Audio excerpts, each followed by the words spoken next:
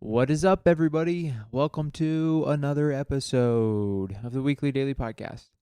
Thank you guys for tuning in. It's a wonderful, brisk Saturday morning. My roommate left a little bit ago, and I said, you know what?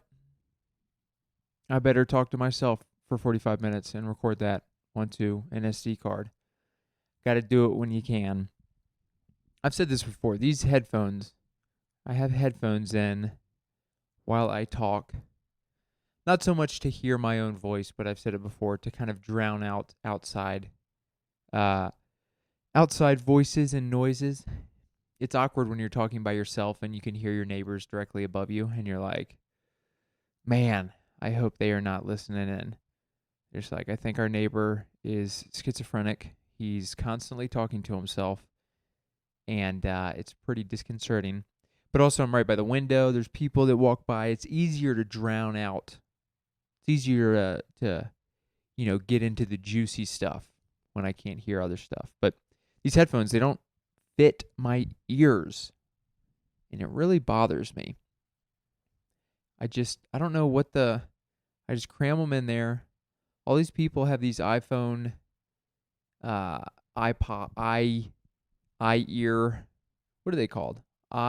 Somethings that you put in your ear, and they seem to fit. I think people have normal ears out there, and I don't know that mine are normal. But you can't have it all, You want to catch them all, you can't. Pokemon is not real, nor is getting everything you want, like normal ears. But maybe one day I'll become a real man with real ears, and we can all celebrate that. But until that day, here I am with headphones in my ears that seem to be wanting to fall out at all points. Good to be here, guys. This is the second episode, I believe, of 2024, I think.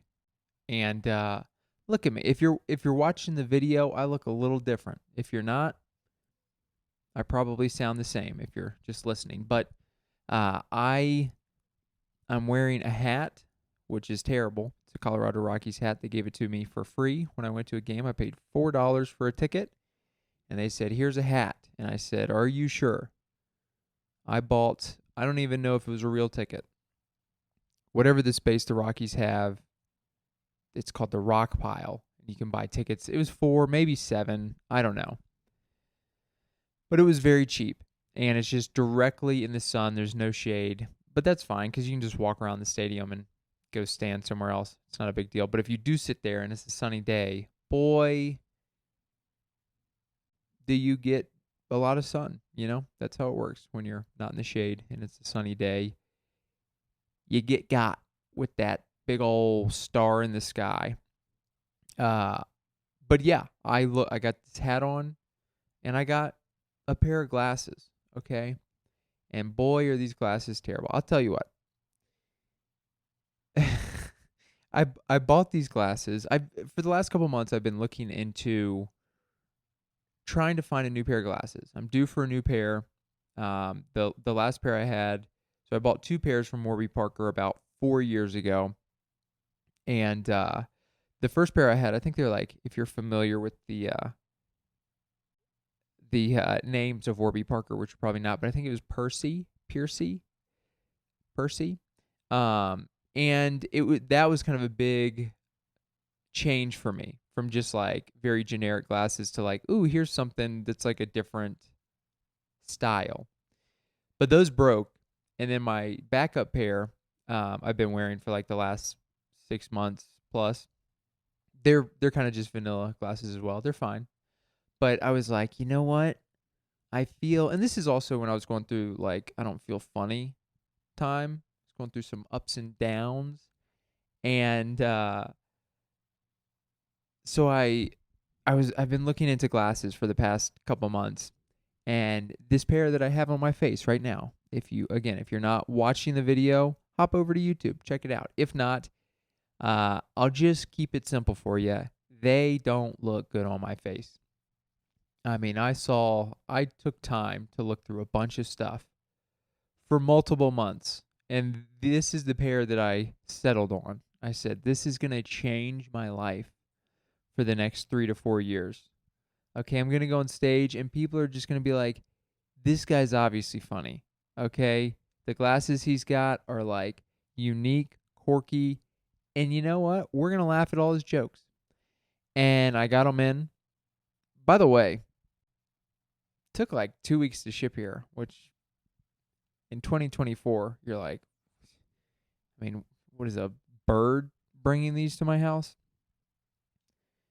Not even a bird, a slow bird. I bet a nice quick bird could get me, ship these from probably the East Coast. I bet they could fly them over in about 3 days. Okay, they had a pigeon from New York bring these over apparently. And moment of truth, you put them on your face. I put them on, took a look in the mirror. I said, this was a big mistake. Big mistake. I don't even know how to describe them. They're too big for my face, first off.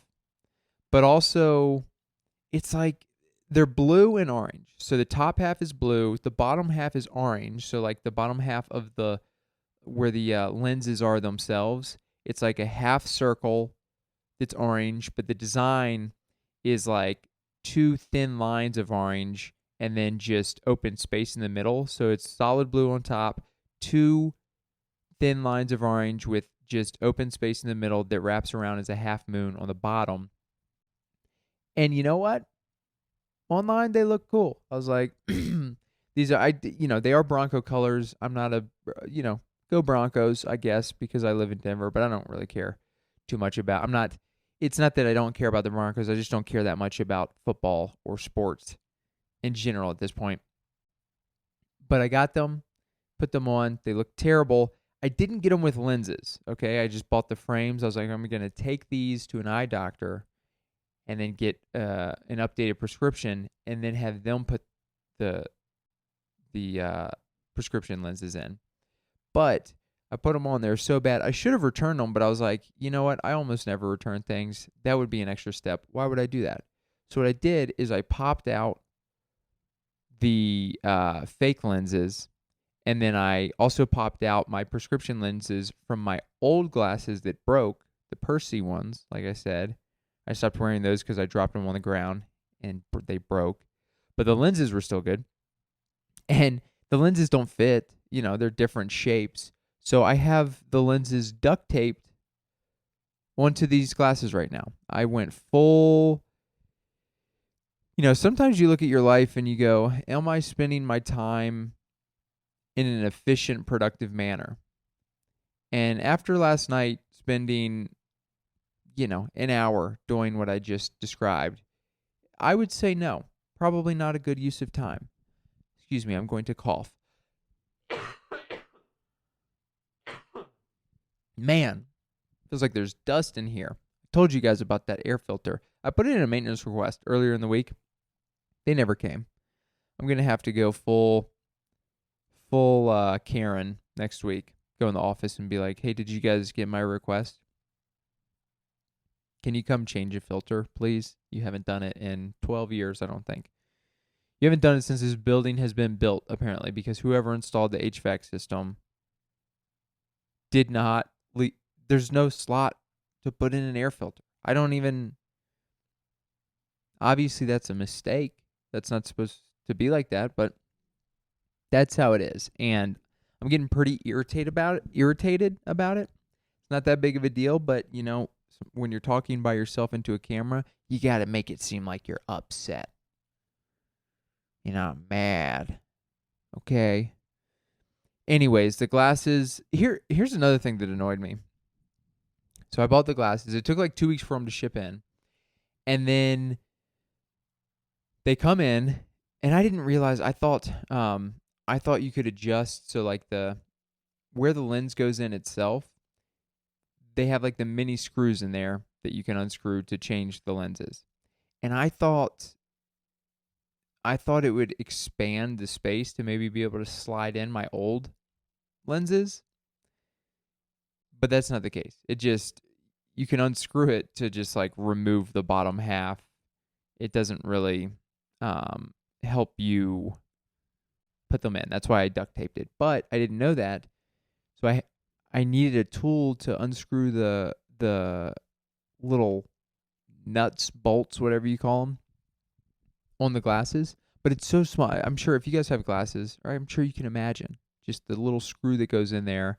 It is so tiny, and I didn't have it. You have to have a specific tool. So I get them in. I wait for 2 weeks to get them in, and then I'm like, oh, perfect. Let me try to, first off, I put them on my face. I was like, these are not going to work. So it wasn't that big of a deal. But I did want to try to get the old lenses on there. So I was just using a bunch of household items like a knife, toothpick, like trying to nothing.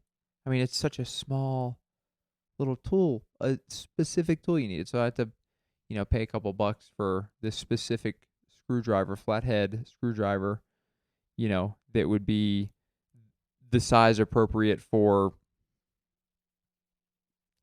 a rabbit, for a raccoon, for a baby raccoon. If he was, fixing stuff, this is the screwdriver that he would get, okay? Which, by the way, raccoons do have 5-finger hands, I believe. And they might start working on stuff soon, Evolution, they might get their hands on some stuff, have some auto body shops, get some little raccoon cars, drive around the city. Honestly, they're all in the gutters and drains anyway. They probably working on a subway down there. Honestly, that would be the coolest thing ever. I'm real into like are there aliens and a bunch of this stuff that really captures my interest. But if we found out that aliens exist, that would be massive. If we found out that raccoons had evolved to the point where they were building a subway under our cities, a little mini subway, I mean, I'll take that over the discovery of aliens every day. Raccoon subway. Man, that would be so cool. That would be so cool to see a group of animals evolve into like higher consciousness during our lifetime. You're just like making fun of dumb animals or whatever. You're like, yeah, they're cool to pet, but their brains are pretty tiny. And then they're like, we actually just drafted a raccoon constitution, and it's much better than yours. And our handwriting is much better than your, Thomas Jefferson. That'd be so wild. One day, maybe one day. Honestly, that will happen one day. I mean, it might be in a million years, in the year 1,002,024. People are like, wow, dude, these raccoons are catching up. Okay? They got rabies and they got a constitution. That's not good. That's not good for us, man. We are on the decline. The raccoons are on the incline. I'm going to have a sip of tea. I'm still having the slippery elm. There's like a hint of vanilla in there. And I don't think it's a flavored thing. So maybe it's like a vanilla herb in the tea. Is all tea just herb? Is that what it is? It's herbs. It's all herbs, right? Herbs and sticks. Anyways, I've got these glasses and I'm only wearing them. They're terrible. I'm only wearing them for right now. This will be the debut, and what's the opposite of debut? Where it's like the last time you wear them. It'll be the first and last time I wear these on camera. They came in, I put them on my face. I said, you know what? Some glasses are for public. I think these are for private. These are private glasses that maybe I'll use to read if I'm just feeling silly but also want to read. Which, man, that feels like a mental disorder. Being silly for nobody. You're like, I'm feeling silly. I'm going to do some silly stuff for myself. I don't know. I probably do that all the time. I'm doing that right now, actually. So I take it back. I'm pretty mentally stable and do not have a disorder or disease or, anything at all like that. But this is the one and done time wearing these glasses. It is kind of putting other lenses, duct taping them on. is pretty funny. I had high hopes for these. We'll see. I think I might just go back to the old pair that I had, the Percy's, but the new, like 2024, whatever, I guess they changed the colors, and there's like a raspberry, like a red. I need to try it on. I need to go put them on my face. I feel like I want something with a little bit more color, but also I don't know with my skin complexion if red will be good or not. I'm realizing if you're watching the video, I do a lot of hand motions here with this other hand, and I don't really do that on stage much. I wonder if my evolution on stage as a stand-up comedian, the more comfortable I get, the more I do this, which also I wonder if that would be too obnoxious. Instead of people listening to my jokes, they're just like, why is his wrist bending every half second? We'll find out, guys. Stay tuned for a couple more years, and I will tell you how it goes. But stand-up has been going good, man. I'll get into that later. I'm feeling better, more energetic, more in the moment, more just back to my silly, goofy self on stage, which, oh, man, it feels good. It's been a minute, and I've been just all this stuff I've talked about with the acid reflux, with the dieting, with the Lyme, with the diet that I hopped on last summer. It's been kind of a slow build towards just feeling myself again, and it feels good to have some sets under my belt where I feel good, because I was going through a stretch where I just wasn't feeling good, and sometimes you just feel like you lose it, whether it's comedy or, I mean, I felt like that when I was learning Spanish. When I lived in Central America and I was learning Spanish, I would have moments where I'm like, dude, I've broken through. I'm like, I've leveled up. I'm speaking and understanding. And then I would have like a week straight of being like, I don't know anything. I don't understand what you're saying. My brain doesn't work. I can't think of the words. So that's just life, you know? But in life, when you go through those longer stretches of doubt, then it can start weighing on you, and you can start really struggling with your self-confidence and things like that. So it feels good to come out of that a little bit. I try to stay logical about things, like I've said, where it's like I understand that my diet and acid reflux and all this stuff will get me towards where I need to be, and it's just taking longer. But also, I'm a human being, as we all are. I'm not a raccoon. Okay, I do have 5 fingers, but I didn't want to buy a screwdriver for, Stuart Little, but I had to get these glasses. Anyways, yeah, long story short, feeling better. Feels good to feel better. I've been writing some new jokes. Been trying to do more stuff. Just the more stuff. You got to live life too. So you live and you have experiences, and then you try to take those experiences on stage. So trying to do that a little bit more too, just like hang out with the boys. I've been busy with work and with comedy, and a lot of my close friends in comedy are people that I started with or that I've known for a while. And as we've all gotten busier, we see each other less and less. So I need to make more of an effort to, go hang out with these people, not just wait to see them once a month when we run into each other doing the same show or something in the comedy world. But and even if it is the comedy world, maybe they're on a show and I don't have a show. It's like, I'm going to come hang out at your show so we can kind of just hang. So going to try to do that more. But I've been watching some Netflix stuff. It's funny. This is a tangent here real quick, but I have, as I usually do, the fireplace on the TV going, and it's a live stream of a fireplace. And for some reason, the comment section is like showing up. There are people watching a live stream of a fireplace. And this guy, Philip, he says, "Hey, Lucas, still here? I would like to talk to you while there is a fire in the background." That's so funny. What does this world come to? Like, I enjoy talking to people, but honestly, if I'm being truthful with you right now, I really prefer to talk to people while there's a fireplace live stream happening. Oh, his comment went away. I guess Lucas left, and now Philip has gone too. That's a sad sight to see. Now it's just me in the fireplace. How I wanted it, okay? I don't like, you know, I don't like groups of people. I want the fire to myself. Anyways, I have been watching a bunch of Netflix and just different stuff. I've watched a couple cult documentaries recently, which were very interesting. I've been meaning to talk about it for a couple weeks on the podcast. I've been forgetting. I don't know if you guys have seen these, but saw two specifically. One was called on Netflix. It was called I can't remember the name of it, but it was about your twin flame. It was all about twin flames. If you're not familiar, I guess your twin flame is like your soulmate. It's like the one person that is your counterpart, and apparently everybody has a twin flame, and blah blah blah.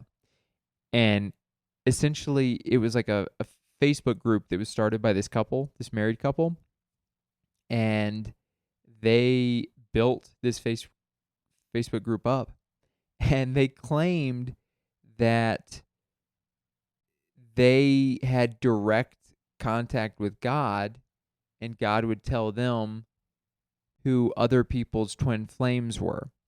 So they became this like cult, and they would like have meetings online, but they would also meet in person, and people were really following their lead, and they're giving advice, and people are just like taking all that advice.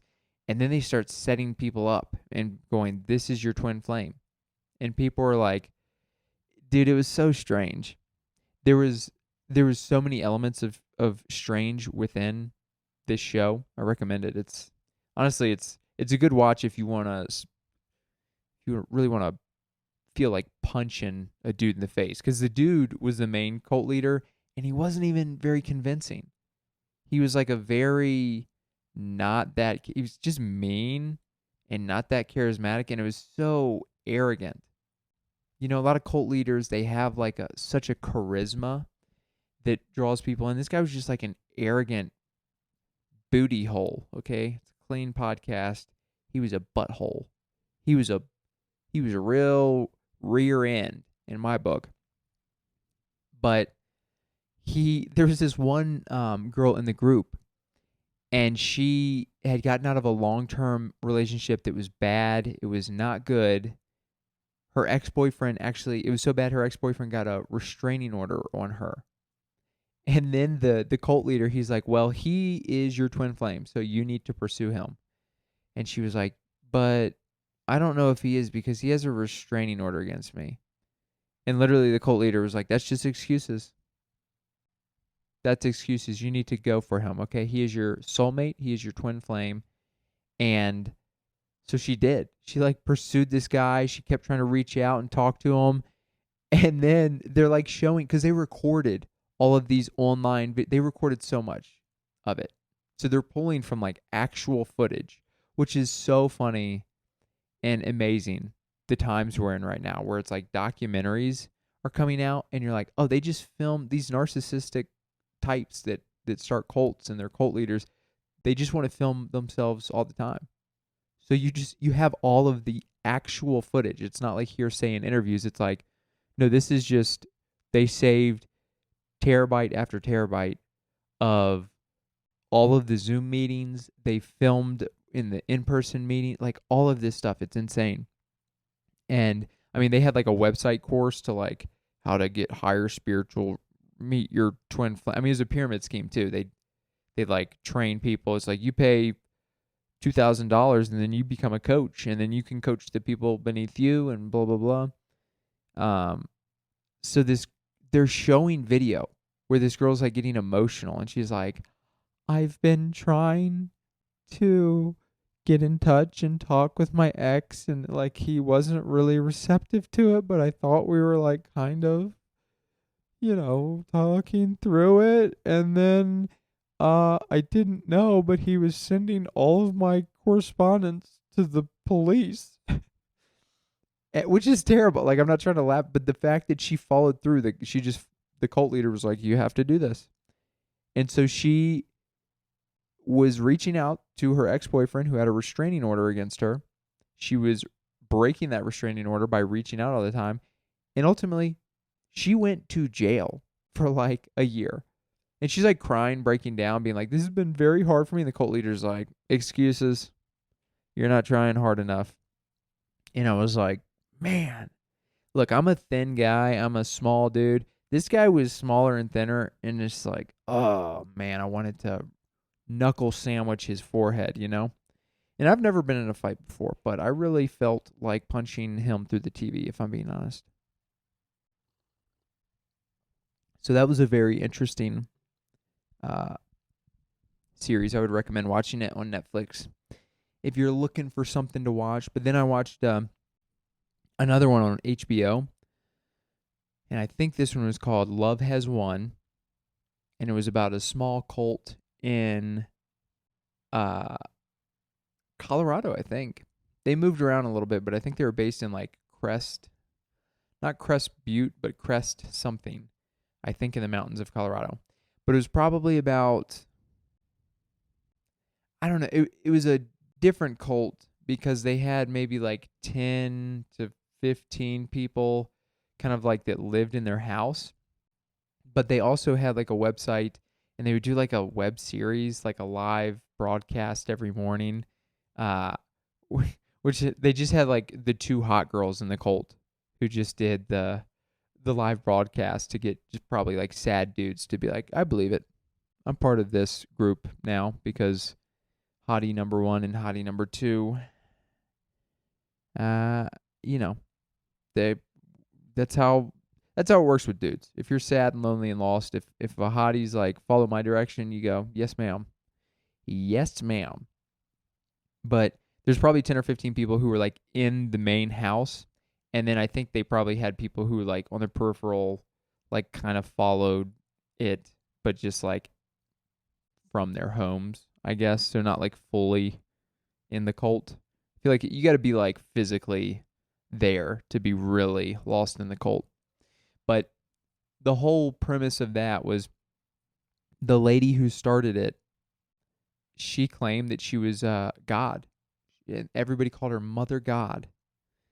And dude, it was so weird because I mean, it's like, how do these people? You got to be in a weird mental place. How do you get sucked into some of them? You like some of the more mainstream ones where it's like a religious aspect or something you can see a little bit more, or like you grew up in this maybe specific area. But these people, like, I don't know, they're like, I was moved by this message and I moved out to come do this thing. And you're like, what? You were moved by some alcoholic lady who was like, I'm God.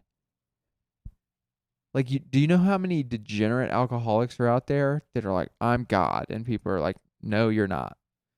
But for some reason, this lady made it happen. She got some followers.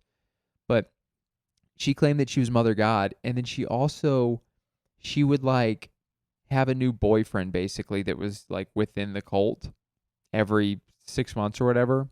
And then she'd just be like, this is Father God now. And then they would stop being intimate. And 6 months later, she'd be like, this is the new Father God. So it's just a bunch of father gods and ex-father gods who are just like, oh, I'm no longer the main Father God, just like following her lead. And it was kind of just a big party. They showed a bunch of videos of like, it's just like a party house where Mother God is just hammered all the time, and she's like giving direction to people, and they're just aimlessly following. But what happened was this lady, to put a bow tie on this, so watch it if you want. I'm going to, spoiler alert, I'm kind of giving everything away here. So apologies if you do want to watch it. Fast forward. But she was sick. She started getting sick. I'm pretty sure it's almost certain because of just the alcohol. If you're an alcoholic, your body doesn't like that. I think her organs were like legitimately shutting down. And she, one of the things that they did to make money for the cult was they sold, I think it's called like colloidal silver, colloidal blue, blue, something like that. You've probably seen it. It's like a snake oil type thing. I don't think it really has any actual benefits that have been shown in studies, but they were selling that, and she took it all the time. And so she would take that every 3 hours. She's like dying from alcoholism. She's taking this thing that I think is also hurting her. I think it not only had no effects, but I think it had negative effects. And one of the effects of it though, or like side effects, is if you have it a lot, your skin turns blue. So they have all these videos and pictures of her literally like on her deathbed, like on her way to death, just bluer and bluer and blue. It was very creepy. And ultimately and also I'm all over the place here. I'm like remembering things here, or just remembering. That's redundant. I'm remembering things here because I watched it like a couple weeks ago or a month ago. But she was like dying, and she just told her cult followers, she's like, I'm taking the burden of the sins of all the people, and that's why my body is weak. And they're all like, that makes sense. That makes total sense. It's not the 17 IPAs you had last night. It's probably all the sins and burden that you're having to hold on to. No way it could be the handle of liquor you drank in like 2 hours. It's got to be, yeah, a lot of sins that you're dealing with. Anyways, she died in like a hotel room while they were on the road, and they just drove a dead body back to Colorado. And then apparently she claimed, or they thought, that she was going to be taken. Her physical body was going to be taken. Like she was going to return to her body, and then she was going to be taken physically to, I don't know, heaven or whatever higher dimension. So they just put her in her bed and like made it like a ritual area. And then like a month later, the cops, I guess, had been tipped off, and they come in there, and there's cop video. What do you call it? There's like on there, they turn on the cop webcam. I can't think of the name of it, but you guys get it. The cop was running the video as he went in there, and it like shows a dead person, just like I think they might have mummified her, or I don't. She looked like a mummy, but they're like, where is she? And the people were like, she's resting. She has rested. It's just crazy people who are like legitimately like, she's coming back. Don't take her. She's coming back, and then she will go. So that was a very weird thing. I don't think I could ever. I don't know. It's easier said than done, but I don't think I could ever fall for a cult. I'm too defiant. I don't know that I could. My entire life, whether it was my parents, whether it was authority figures, like I never joined a fraternity for the same reason. It's like I can't have somebody demand, the military, like all these things. I don't know that I would have been able to do just because of my defiance. I'm just very hard headed. And like if somebody tells me something to do that doesn't make sense or isn't logical, I really, really struggle. It is so difficult for me to not go, that doesn't make sense. And then, if you want to be in a cult, if you want to be a cult follower, you can't be asking questions, okay? You just got to go, yes, sir, yes, ma'am, Mother God, Father God, that is my twin flame. Also with the twin flame stuff, it was wild. They were, the guy started, so it was a big group. So I'm switching back to the original cult documentary that I was talking about, the soulmate one. But the guy started saying like, oh, I've received messages from God, and here are the matches. And he was just matching people up that were within the cult itself. So it's like, oh, your soulmate certainly isn't one of the 8 billion people outside of this group. Your soulmate happens to be one of the, limited amount of people that's already in this group. How about that? What are the odds? Everybody's matching up. But not only that, he started matching people up like same-sex couples. And he's like, this is your twin flame. And these people are like, I'm not gay. He's like, and he had like some weird way around it. He's like, yeah, you're not gay. You just have a masculine energy, and they have a feminine energy. It's always masculine and feminine energy. I don't know if he said energies, but it's like he used some like foo-foo terminology to be like, no, it's not gay. And then he had people um in order to match the masculine energy or feminine energy, he kind of like convinced people to start transitioning to like fit that vibe. Because some of these people, they're like, well, I'm a woman and I don't feel like I have a masculine energy. And he'd be like, well, you are. God told me. And then they would like start I mean, it's honestly, I don't think they're in legal trouble, but it's one of those things where it's like, you should be in jail. You're a terrible person taking advantage of so many people. They made me angry. I can't remember his name. I think it might have been Jeff, and I wanted to really uppercut him on the chin. And his wife, I think her name was Sheila, didn't like her either. She was a real bad apple. Both bad apples. Worse than that. You know what? A bad apple can still be decent. They were bad grapefruits, okay? A good grapefruit is like mediocre at best. A bad grapefruit, that is rancid. And that's what they were, okay? They were real bad people. But those are the things I've been watching recently. I'll talk about a little comedy here. I've been rambling about raccoons and cults. I don't know what happened here, guys. Is this interesting? Sometimes I feel like, ooh, I got more energy. I'm rambling more. And I'm like, is that good, though? What am I even talking about? But comedy's been good. The last couple of weeks I've been not as busy. The January I have a decent amount of shows, but not as many as the last few months. So a good time to work through some new material. And like I said, with the whole throat thing I've been dealing with and kind of up and down confidence, it's good to get some reps in as I'm starting to feel healthier and better, and just gain some of that confidence back in a lower stakes situation. It's not, I'm doing comedy all the time, so it's not like, I'm not like crumbling on stage, but just like the internal thoughts of like doubt when I shouldn't be having those. And so it's felt good this last week. I felt pretty good. Most went out to a decent amount of mics, working on some new material, trying to edit some old stuff and also do some new stuff. I'm really excited. I've talked about it for the past couple months, but my story about clogging a toilet is really coming together. I mean, it started out at like 8 minutes and then 7 minutes. And I was like, I don't know, 6.5 minutes. I don't know if I can get it tighter than that. Now it's like 4 minutes. It might be like under 4 minutes. And I feel like I've just cut out all the fat. There's still a couple things that I can certainly add to it and make it better.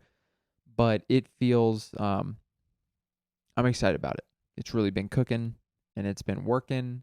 And honestly, it could be maybe a new closer that I use. Because the closer I've been using it for about the last year, and it's been great. It's another story. It's the first true closer I've ever had, but it's like I gotta learn to close with other things. So I'm gonna try to take that old closer, move it to the beginning, and then maybe take this clogged toilet joke, start closing with it. But that's been going well. I'm trying to work on a joke about therapy. Well, I've gone to therapy a couple times for like when I was going through Lyme. I went to therapy briefly. And then I guess the only other time was in college when I had the choice to write a 15-page paper for a final or go to a couple therapy sessions with a grad student who's studying to be a psychiatrist. So, and just kind of how it's funny, you're, doing sessions with somebody who has like zero experience and really you can tell doesn't know what they're talking about. And they're like, you should do this. And it's like, yeah, sure. I will do that. And then you don't. But a bit about that. And the whole bit kind of stems, it's mostly about my therapy sessions from during when I had Lyme disease and how it was just kind of an odd experience going in there. And like the first day, the guy handed me a piece of paper that had a bunch of emoji faces on it and asked me to like circle the one that best described how I felt. And just how I was, rambling about how that's kind of weird. Just being like, oh, I can just tell you. I don't need to, you know, start drawing on a piece of paper for you. I'm a grown adult. That's kind of weird. But that I've been working through some Nicaragua jokes, older jokes, but trying to tighten them up. I need to expand on that. There's so much, just in living for a year in a different country. There's so many things that I can talk about and cool experiences, interesting experiences, but I need to keep broadening that as well. But this last week, the newest thing, I wrote a little joke about skiing. Nothing crazy, nothing super funny, but I tried it. I guess I wrote it on Tuesday. No,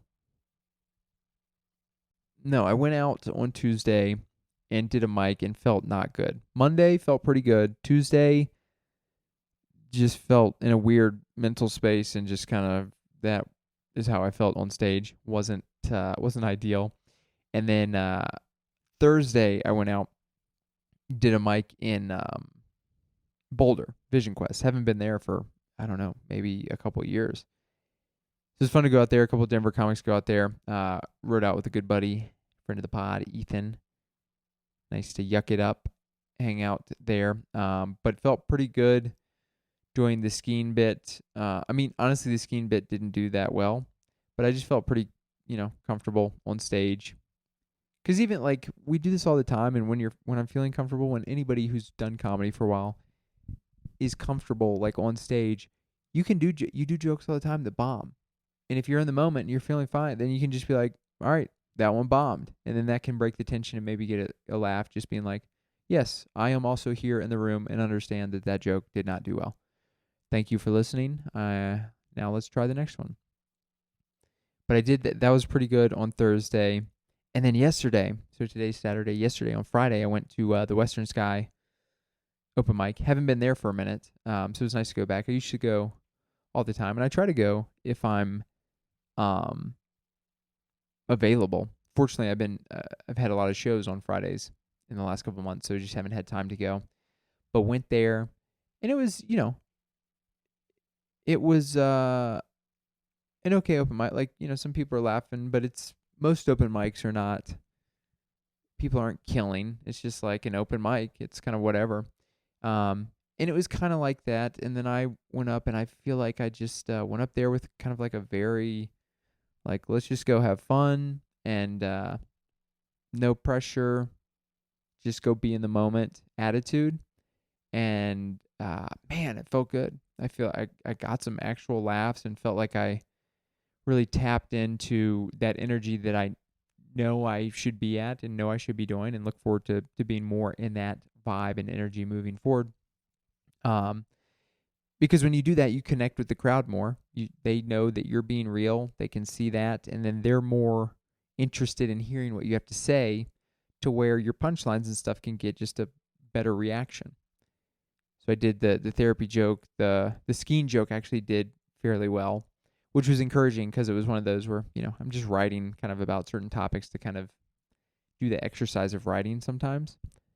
And so it was really nice to do that and have it get a good response, to then have maybe like, oh, let me keep writing on that and try to fully flesh out like a bit that works and could maybe go into the act. So that was fun. Did that. After that, went and hung out at Taps and Laughs at Greg's Tap Room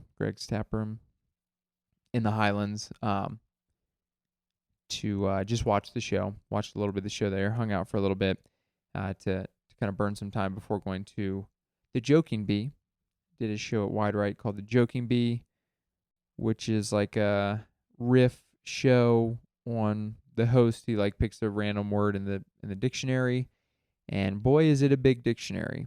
It's not like, here's the basic words of the language. It's like, here is every word and phrase, including scientific, like a lot of the words are just like, here's a scientific word. And you're like, man, I don't know how to riff on that. The word I got, I think, was pre-intone, which, to be fair, one of the easier words out of the bunch of words that people got. But I got eliminated after the first round, which that's fine. It's, you just try to riff on something that can be tough. Sometimes, it's tough to riff on not a noun. If it's not a thing, and then you're like pre-intone, I don't even know. Is that an adjective? I don't even know what kind of speech that is. What article of speech? Is that a word? What? You guys get it. But that was a little embarrassing. Anyways, got some fun shows coming up. Doing a show on Wednesday at, I think, Raccoon Brewing in Westminster, maybe? Somewhere up around there. In the Denver metro area. I'm doing a rotating tap show, hosting at Fiction Brewing in Parker on Saturday. I will be... and then, got some other shows at the end of the month. I'm going to be doing a weekend at the Comedy Fort, the 19th and 20th, I think it is. Whatever the next weekend will be. Excited for that. I need to update my link tree on my website or on my link tree, which is, I have that linked in the bio for my Instagram. You can stay up to date with dates. They are not up to date right now, but you know what? I've got a task list for today, and I'm going to work through it. So keep an eye on that. Thanks so much for listening, guys. I'm going to end it there.